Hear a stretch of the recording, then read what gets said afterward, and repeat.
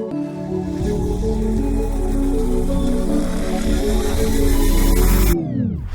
Gamers Online is the #1 source for the sports gamer. Welcome back, sports gamers. It's The Natural. Have an interview with lead gameplay designer of Madden NFL 19, Clint Oldenburg, who not only answers many of your community questions, but also drops several unreleased details on Madden 19's gameplay. Stay tuned for the next video in the series as we talk about presentation and franchise mode. Enjoy. Hey, thank you for having me on. I appreciate always being able to come on here around this time of year for EA Play to talk about the new Madden. And like you said, I want to make sure that last year's interview did not look great, and I want to make sure I apologize to all you viewers out there. We were in a very, very busy room here at EA Play, and there was a lot of lights and screens flashing, and I was all over the place, so it didn't look like I was engaged. I want to make sure to let you guys know I was engaged. I'm more engaged this year. We make sure we got a clean room for you guys.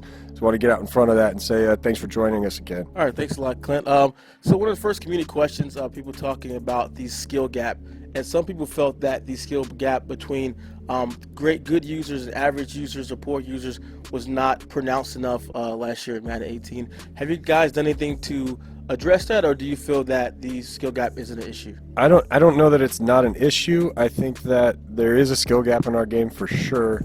And the reason I say that is every time I tune in to watch one of our competitive tournaments, I see a lot of the same faces there. And if there was no skill gap, I might see a lot of new faces. So there is one there, but I'm definitely not naive enough to think that what we have is perfect. There's always improvements we can make, but what's most important is we just need to make sure that we have balance. We want to make sure we have balanced gameplay. We want to make sure that we're better about adjusting to the meta, making the meta fresh all year long, which I've been alluding to. Making sure that the tuning that we do to the game is balancing the game. But most importantly, when we introduce mechanics like we did this year with the one cut, we try to have something, a defensive counter to it. So we have the strafe burst mechanic as the defensive counter to one cut, and that's always a healthy way to develop new features. Speaking of the new features, the real player motion is really a big one that really changes how the game looks and plays and feels. With the real player motion, do you feel that the going forward, can that evolve into having players with individual running styles, or kind of move more like their signature players or styles, how they actually move in the NFL? Yeah, absolutely. That's one of the big benefits of real player motion, and we're doing some of that already in Madden 19. So we have the quarterback signatures in pre-play. That's part of the real player motion package, and what you're going to see there is quarterbacks using not only fidgets, just random movements that quarterbacks do, like Drew Brees maybe licks his fingers, or the way Cam Newton stands before he snaps the ball. We have a lot of that stuff in game. We're going to continue to update that throughout the year. Run styles, we also have, while they're not quite signature, we do have players using different run styles based on their build, their height, their weight, their position. So not every player is going to run the same, and the best example of that I can use is when you're running with a small shifty back as opposed to a big bulky fullback. They're going to feel and look drastically different as you're using those new mechanics in locomotion. So to answer your question directly, I think that is definitely a possibility, and real player motion unlocks a lot of that for us this year and beyond. And that's one thing also, talking about individuality of players.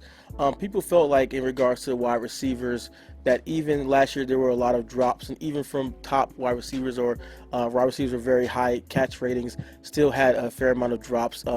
Is that the same way in Madden 19, or how have you addressed that? Yeah, so we're always tuning the game, and we know that drops are a part of football, but we also know that they're not necessarily fun.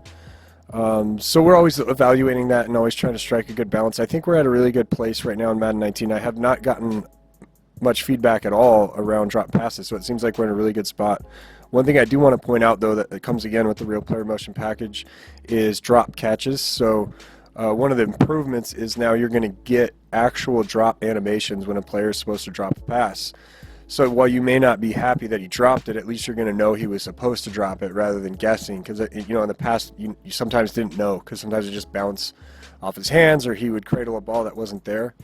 And so in those situations now, you're going to see a drop animation that supports the action on the field. Going more towards the defensive side, there's some people that struggle with linebackers or tall linebackers, even defensive linemen, being able to pick off and intercept passes at the line of scrimmage or at a very shallow depth to passes that are down, 10 yards more down the field. Have you guys addressed that at all for the new game? Yes, so we fixed a few of those issues. I'm not sure all of them, however, and the reason I say that is I actually don't believe it's necessarily a defense problem. I think it has a little bit more to do with our pass accuracy / trajectory. Some of our passes come out a little low, and there is some danger in tuning that. Anytime you tune pass trajectory, you risk really messing up the game. So we have to tread very carefully there. And I think that's something that we're going to have to just work on all the time to keep perfecting as different situations come up. But when we find one in testing, we definitely take a look at it and see what we can do. Speaking of trajectory and the quarterbacks, some people feel that there's not enough difference in accuracy between the top quarterbacks and lesser quarterbacks, and they really only feel that it's apparent on deep ball or deeper throws. Do you have any of the thresholds when it comes to passing change, or how has the range of quarterbacks changed from the upper echelon guys to kind of the mediocre to poor QBs? So your first question, the passing thresholds that we introduced in Madden 18, they're still in place. And what you're talking about is it's actually a very tough balance. It's something we debate internally quite a bit because we know that passing accuracy among quarterbacks in the NFL varies widely, and actual pass. How do I want to say this? The actual way passes are inaccurate. You could have a very close inaccurate or very far inaccurate. You want to go in the dirt, one go behind them, one go in front of them. And we don't necessarily have all those in our game yet. So our inaccurate passes, you could tell, right? It's usually way over his head. Right, so that's something that we want to improve. The thresholds are still there, and I don't think we do a great job of telling you the information you need to know about why you got an inaccurate. So where we're at right now is probably more towards the user. Give them more accurate passes probably than you should get, because it's not fun when you just get an inaccurate pass for no reason. So the under pressure text is still there. You're going to see that if it's caused by pressure, if it's caused by a back foot throw or throwing on the run. I do want to add, though, we did make, I think your audience will care about this a lot. We did make an investment in AI quarterback play this year. So we made our quarterbacks, we did some tuning around recognizing pressure. We did some tuning about recognizing open receivers quicker so that they take less sacks, and then scrambling. So you're going to see a lot more variety when playing against the AI. Speaking of thresholds, you said the quarterback ones were still in place. As far as the running game, are they the same as well as defense? I know last year 91 zone was really a big thing, more on the mutt end of things. So are all the thresholds in place that were in place last year in Madden 18 and Madden 19? Yes, for the most part they are. There's two important ones that have changed that I want to call out, however, and the one that you just alluded to is one of them. There's no longer a threshold for zone coverage.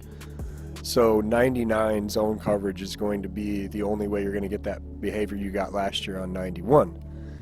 And that's because, you have to have some value when you get a 99 guy. He has to stand out well above the rest of them.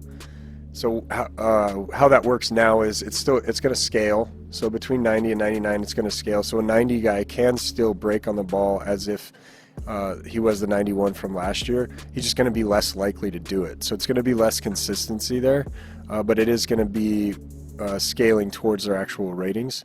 And the second one deals with ball carrier fakeouts. So I know that was a big issue last year. A lot of players didn't like their user getting faked out when he was user controlled against the ball carrier special move.